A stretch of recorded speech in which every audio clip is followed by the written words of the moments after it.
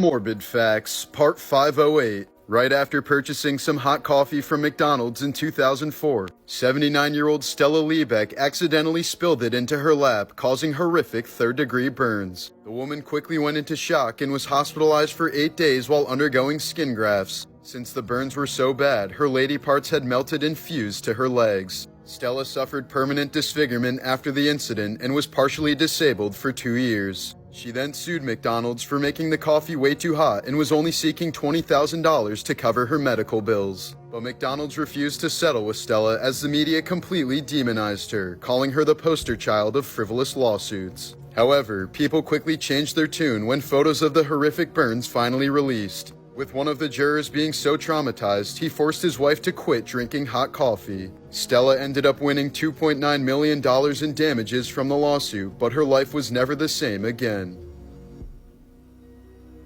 Morbid Facts, Part 469. In 1991, 11-year-old California girl J.C. Duggard was abducted by convicted sex offender Philip Garrido while waiting for her school bus. Garrido kept J.C. handcuffed in various tents and sheds that he built in his backyard where he would consistently abuse her. 7 months into her captivity, Garrido introduced J.C. to his wife Nancy, who brought the child a stuffed animal and chocolate milk while tearfully apologizing to her, but did nothing to free her. Instead, she helped her husband manipulate the young girl, at one point giving her 2 kittens before later taking them away. JC was eventually forced to bear a daughter at age 14 and another at 17, though she was never allowed to see a doctor. She remained missing for 18 years until a parole officer finally discovered her while investigating Garrido. He was sentenced to 431 years in prison, while his wife received 36 years to life. The state of California eventually awarded the Duggard family $20 million for its mishandling of the case.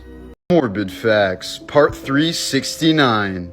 Here's a 2021 photo of Alec Baldwin breaking down in tears after firing a prop gun that killed the director of photography on the movie set of Rust. The tragic incident happened as a result of catastrophic failures in safety procedures on the set. The woman who was responsible for checking the firearms was only 24 years old and had very little experience in her role. Rust was her second film as lead armorer, since she had previously worked on another Western film called The Old Way, where she received multiple safety complaints from the cast and crew. She also admitted on a podcast that she felt overwhelmed and underprepared for her job on Rust. The live round that killed Helena Hutchins and injured Joel Souza was not supposed to be on the set at all. The production had a very strict rule that banned any live ammunition on the premises, and only blanks or dummy rounds could be used. But it was later revealed that some of the crew members used the same guns for target practice with live rounds during their off hours, and had failed to properly clean and inspect the weapons before returning them to the armory.